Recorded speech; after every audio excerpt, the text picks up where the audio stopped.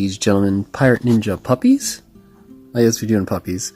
I'm Zon the Daddy Dev, and welcome to Devlog to Finish. I ended up going on vacation with my family because it was scheduled. Not the best ideal way to finish a game, but I needed the break, and I left all the game stuff at home. So what you're going to see is a bunch of mini videos of me on vacation trying to think about game development and making a vlog. I hope you enjoy. Also, just a quick announcement, Katie is working on a game, so I'm going to put a thing to her studio, but her game that I'm going to be testing is not going to be out yet, so I don't know, maybe I'll do some slow updates and as the project goes.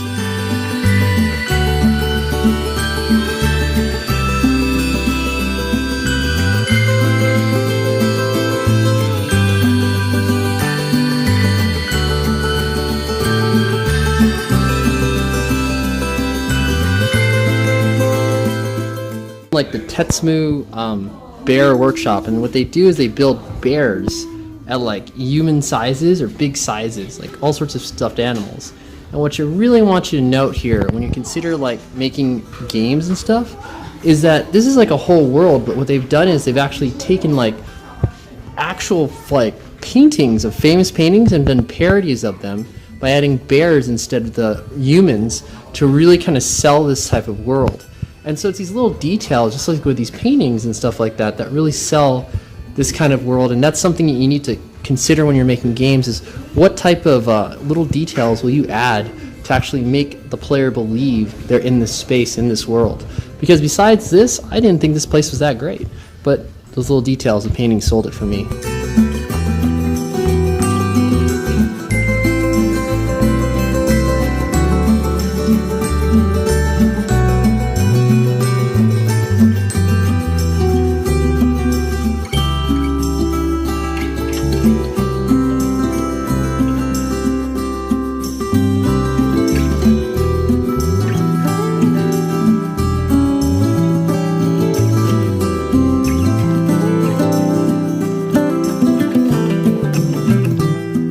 Wow, so my daughter's freaking out a little bit. Just thinking about character design stuff. This is, wow, look at that. It's like a Spartan. It's Ares, the god of war. They did the freaking Greek gods, Greek pantheons as bears. This is crazy, man. Zeus, not bad. What is this one?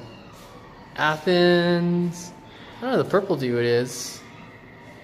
Yeah, my daughter's really freaking out by these bears. I don't know why. Well, so that's kind of pretty. Is it a dude, though?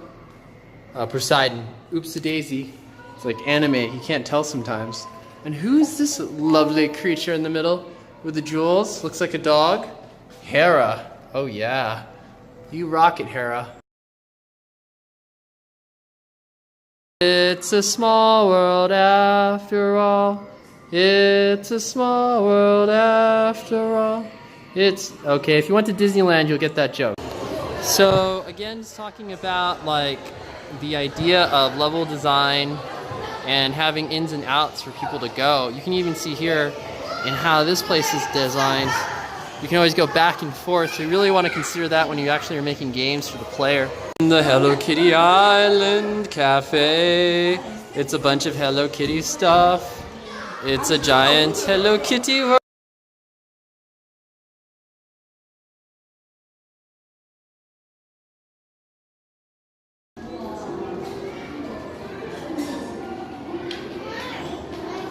Whoa. Check this out. I love this art. It's like a bunch of Hello Kitties. And Simpsons characters is the best. Yeah?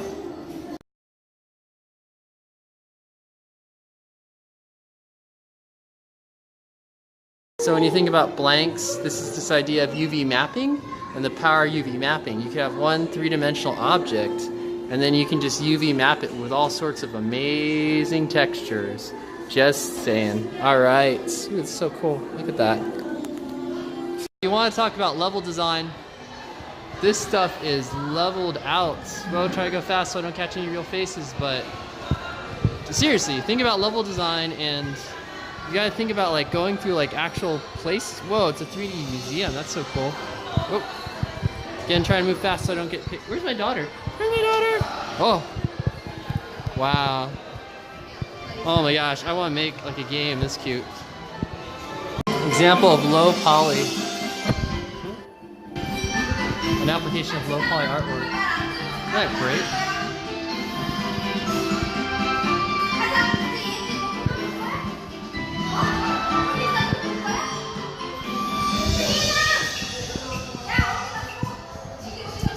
Oh, we're at school now. Ooh, low poly artwork. Go low poly artwork.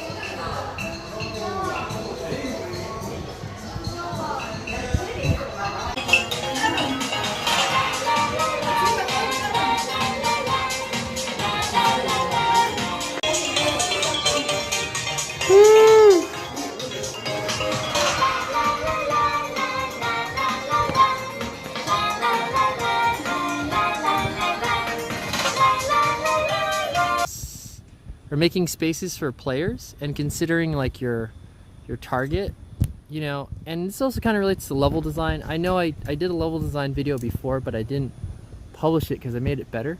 But like, you know, this playground is a level made for children of certain ages.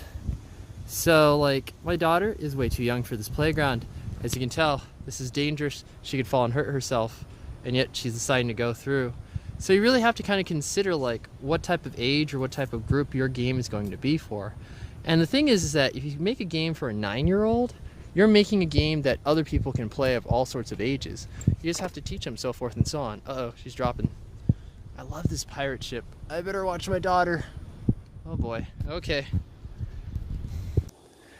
The thing you also kind of got to note when you're like making levels and stuff like that is, you know, having different things for the player to do. And the other thing here is that even though this is kind of not age appropriate for my daughter, any good level design like a playground has like a kind of like in and out. There's not one place here where a player would be stuck doing nothing. Like there's no really walls or so forth and so on. And this kind of open flow or open level flow is what, you know, players like, you know, usually like. The ability to go back and forth to different areas. Now of course there's different games that are more narrative, there are more constructed paths, more single. But you know, as you can see, this is kind of where I want to go for, especially with the levels that we're making for the game that we're working on. Alright, I will do a much better video when I get home on level design, I promise. Especially since we've got 1 week left on the game jam. Hello, bye-bye. Oh my gosh. Player difficulty. So ideally when my dad taught me how to swim, he was in the old school of sink or swim. Sink or swim we call now child abuse. You can't just throw a 2-year-old or a 3-year-old into a body of water, expect them not to drown. So that's why she's got all the safety gear. The same thing if you're designing your games, you should make games and consider how old the player base is and how much experience they have. Now most of the indie games we make, we consider, you know, the game player is a retro kind of person, meaning they're probably over 30 or 40. But in reality, there are a lot of game players that never played the old school game, so you should really kind of have a tutorial or a, you know, level difficulty solely built so you can teach them the rules of like any type of gameplay that you make. I think that's going to be about it, and see you guys in the next video. Yay! If you like seeing my face, hit the like, subscribe button, and start catching phrases.